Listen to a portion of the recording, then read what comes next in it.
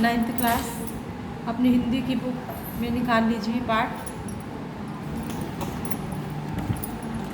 आज हम पढ़ेंगे माखनलाल चतुर्वेदी का पढ़ेंगे कैदी और कोकिला। 105 पेज पर निकाल लीजिए।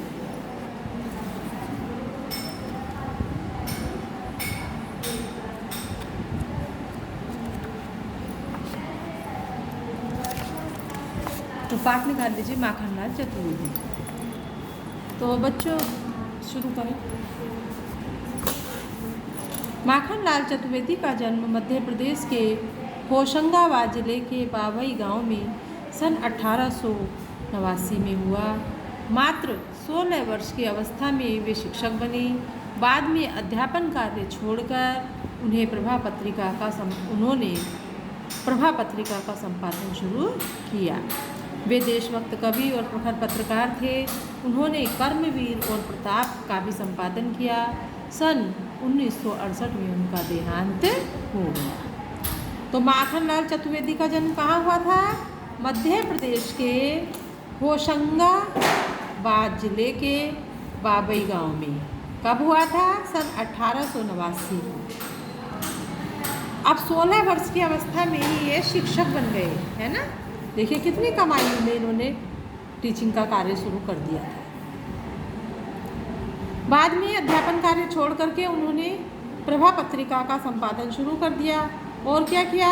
फिर देशभक्त कवि और प्रखर पत्रकार ये बने।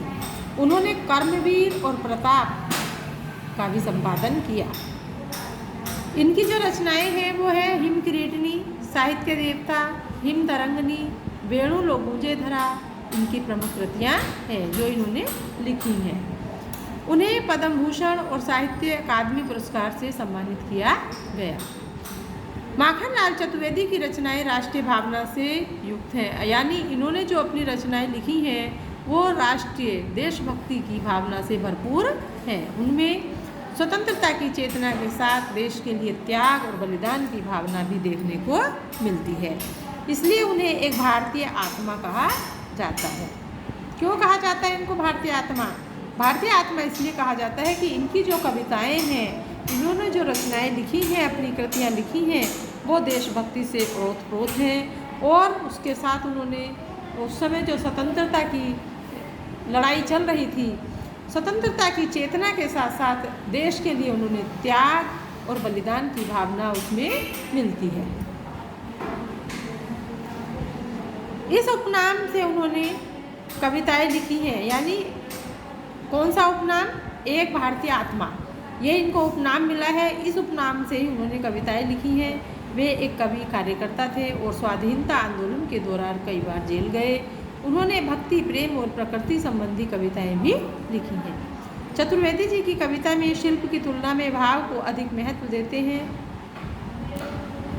वो शिल्प की तुलना में किसको? भाव से भरपूर है उनकी कविताएं। उन्होंने परंपरागत छंदबद्धता रचना के अनुकूल शब्दों का भी प्रयोग किया है। इनकी रचनाओं में परंपरागत छंदबद्धता है और उसका उन्होंने बड़े अनुकूल ढंग से प्रयोग किया है।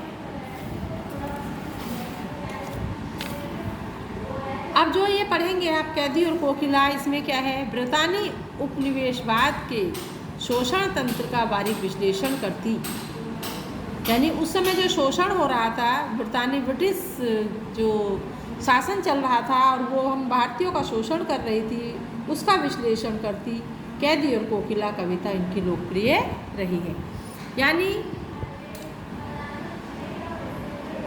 उस समय स्वतंत्रता आंदोलन में जो कैदी हैं वो क्यों लड़ाई करते हुए मतलब उनको जो है जेल में डाल दिया गया है, क्रांतिकारियों को। तो क्या होता है, उसी समय एक कोयल जो है वो रात को आती है और उस समय का जो अंग्रेज़ सरकारों का दुर्व्यवहार था, जो क्रांतिकारियों के साथ हो रहा था, उसका इसमें बड़ा ही मार्मिक ढंग से वर्णन किया गया है। तो यह कविता बहुत लोकप्रिय है। यह कविता भारतीय स्वाधीनता सेनानियों के साथ जेल में किए हुए दुर्व्यवहार और यातनाओं का मार्मिक शास्त्र प्रस्तुत करती है। कवि जेल में एकांकी और उदास है। कोकिल ने अपने मन का दुख, असंतोष और ब्रिटानी शासन के प्रति अपने आक्रोश को व्यक्त करते हुए वह कहता है कि यह समय मधुर गीत गाने का नहीं बल्कि मुक्ति का गीत गाने सुनाने का है। कवि को लगता है कि कोयल भी पूरे देश को एक कारागार के रूप में देखने लगी है, इसलिए अर्धरात्रि में चीख उठी है। तो कवि जो है एक कविता लिखते हैं, कैदी और कोकिला। आगे देखिए।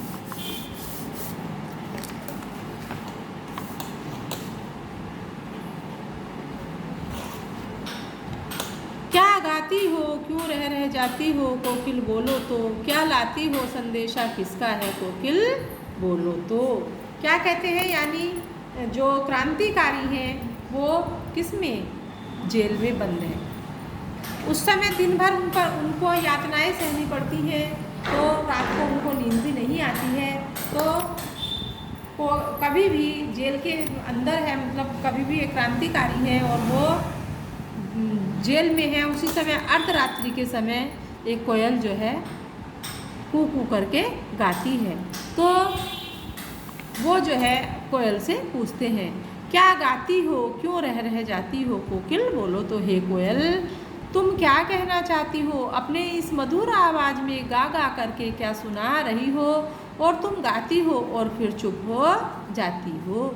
हे कोयल कुछ तो बोलो, क्या तुम क्या कहना चाहती हो, क्या लाती हो, संदेशा किसका है, कोकिल बोलो तो, हे कोयल तुम क्या लाई हो, किसका संदेशा लाई हो, हे कोयल तुम कुछ तो बोलो। ऊंची काली दीवारों के घेरे में, डाकू चोर बटमारों के डेरे में, जीने को देते नहीं पेट भर खाना, मरने भी देते नहीं तड़प रह जाना, जीवन पर अब दिन रात कड़ा पहरा है, शासन है या तब का प्रभाव गहरा है, हिमकर निराश कर चला रात भी काली, इस समय काली माँ मई जगी क्यों आली।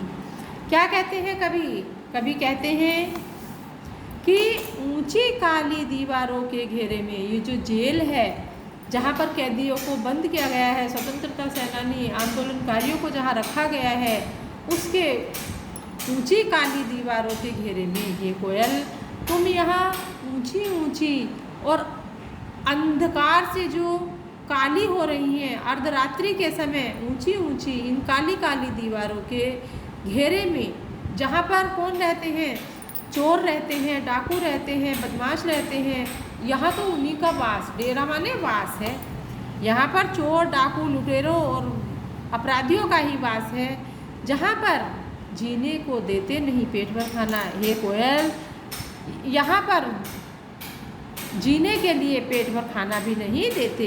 अंग्रेज जो है ये यहाँ अंग्रेज़ों के हम अधीन हैं, यानी अंग्रेज जीने लायक मतलब पेट भर के खाना भी नहीं देते, मरने भी देते नहीं तड़प रह जाना, ना ही पेट भर खाना देते हैं और ना ही मरने देते हैं। अंग्रेज़ों का इतना यहाँ कड़ा पहरा है कि यहाँ जीने भी नहीं देते और मरने भी नहीं देते, केवल तड़प कर ही रह जाना पड़ता है। जीवन भर अब दिन रात कड़ा पहरा है, और यहाँ पर क्या है, जीवन पर जो हमारा जीवन है, हम जहाँ रहते हैं, हम पर जो है अंग्रेज़ सरकार का दिन रात कड़ा पहरा रहता है, बहुत कठोरता से पहरा यहाँ देते हैं।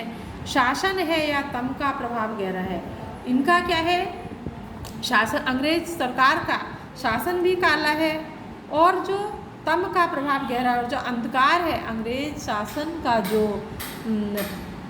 की जो करनी है वो काली है, और उसका प्रभाव यहाँ बहुत अधिक अंधकार में है। हिमकर निराश कर चला रात भी काली, यहाँ से हिमकर बने चंद्रमा भी निराश होकर के चला गया, सूर्य और चंद्रमा भी जो है यहाँ से निराश होकर के चले गए हैं, और रात भी काली, और यहाँ पर अब काली रात आ गई है। यानी हिमकर माने चंद्रमा के लिए कहा है, हिम माने बर्फ, कर माने करने वाला, ठंडा करने वाला, अर्थात चंद्रमा भी यहाँ से निराश होकर के चला गया है, और अब ये काली रात ही शेष रह गई है। फिर इस समय काली माँ मई जगी क्यों आली, हे तू भी काली है, हे कोयल तू भी काली है, फिर इस काली रात्रि में हे काली माँ मई, हे काली अर्थात कोकिल तू क्यों जगी हुई है। आली माने कोयल। हे कोयल तू क्यों जगी हुई है, तू यहाँ क्यों आई है।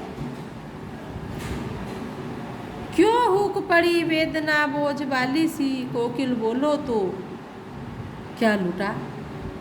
हे कोयल, क्या कहते हैं कवि, कवि कहते हैं कि हे कोयल, कवि माखनलाल चतुर्वेदी जी कहते हैं कि हे कोयल क्यों हुक पड़ी वेदना बोझ वाली सी, हे कोयल तुम इस अपनी आवाज़ में क्यों कूक रही हो। तुम्हारी जो आवाज़ है वो बहुत वेदना, वेदना माने दुख सी प्रतीत हो रही है। तुम्हें क्या दुख है हे कोयल, जो तुम बोल रही हो, जो तुम गा रही हो, तुम्हारी आवाज़ से ऐसा लगता है कि तुम्हें बहुत अधिक दुख है। हे कोयल तुम क्या कहना चाहती हो, तुम्हारे भीतर जो है क्या वेदना है, तुम्हारा क्या लुट गया है, क्या खो गया है। हे कोयल तुम क्या कहना चाहती हो, क्या ढूंढने आई हो, कुछ तो बोलो। मृदुल वैभव की रखवाली सी, कोकिल बोलो तो। हे कोयल तुम तो मृदुल मतलब मधुर, वैभव माने संपत्ति की रखवाली करने वाली हो।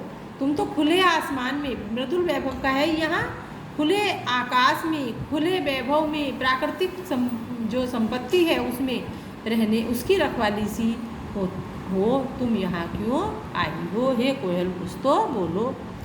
यहाँ परतंत्र है, यानी यहाँ अंग्रेजी लोगों का, अंग्रेजी सरकार का कड़ा पहरा है ना। तुम यहाँ क्यों आई हो, तुम तो स्वतंत्र रूप से मृदुल वैभव की रखवाली करने वाली हो। हे कोयल तुम यहाँ क्यों आई हो।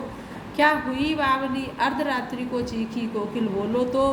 किस दावानल की ज्वालाएं हैं दीखी, कोकिल बोलो तो।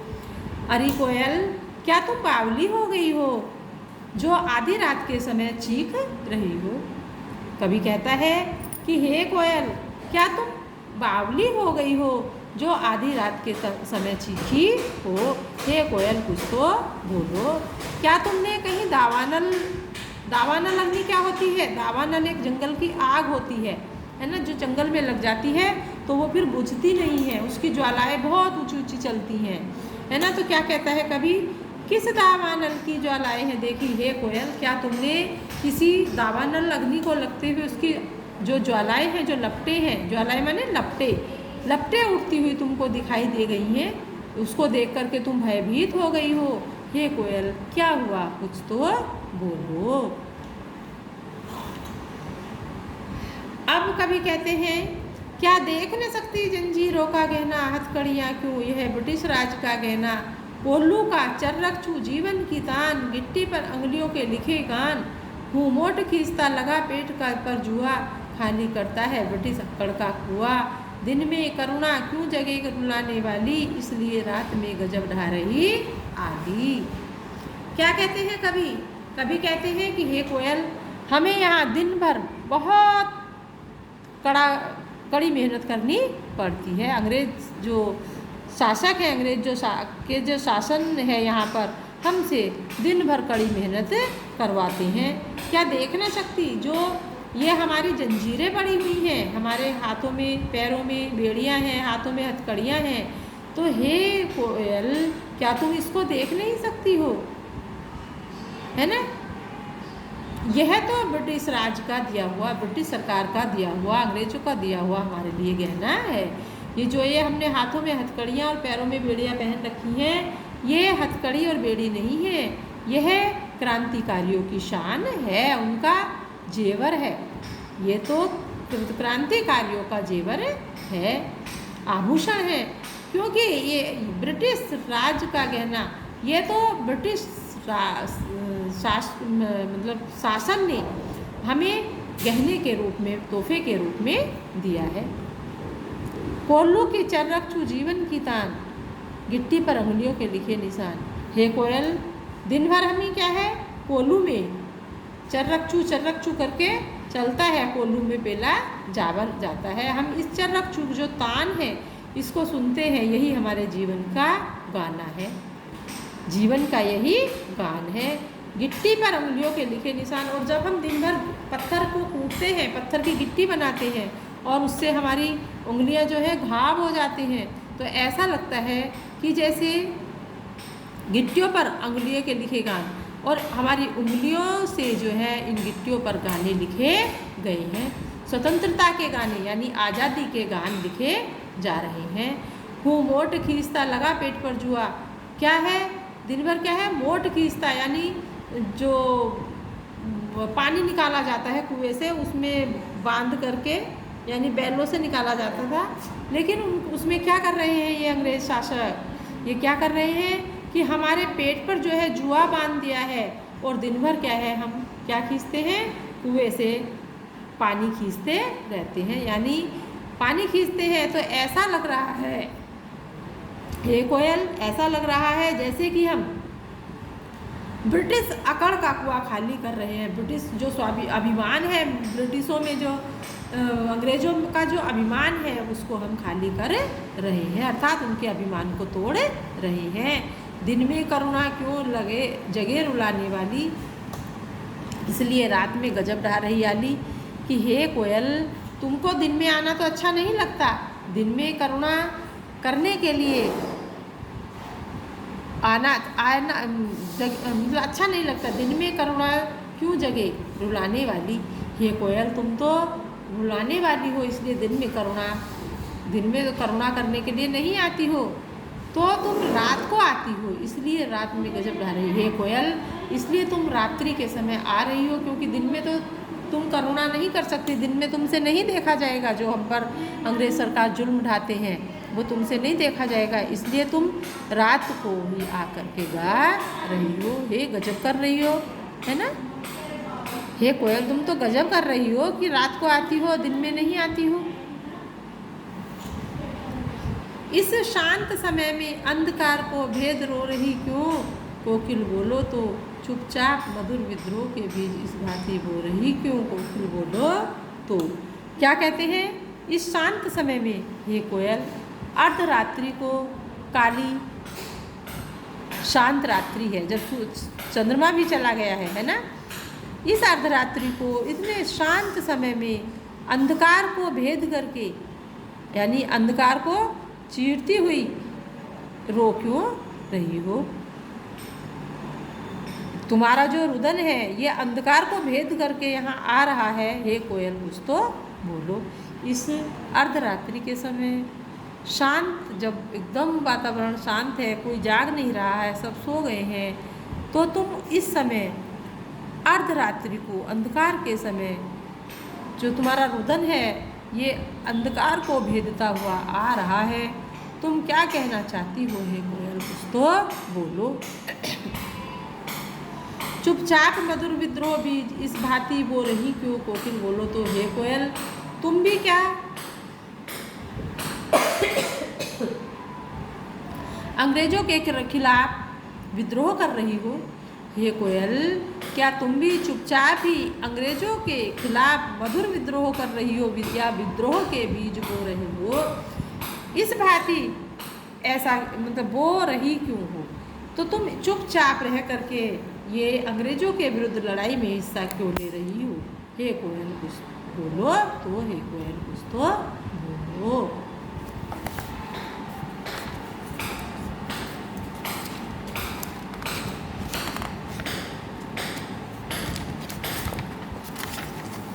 ये आगे का कल पढ़ लेंगे बच्चों। ये आज आपका यहाँ तक हो गया है, इसको जो है आप पढ़ना और याद करना, यहाँ तक हो गया है। और यहाँ से काली तू रजनी भी काली शासन की करनी, ये सब हम कल पढ़ेंगे। धन्यवाद।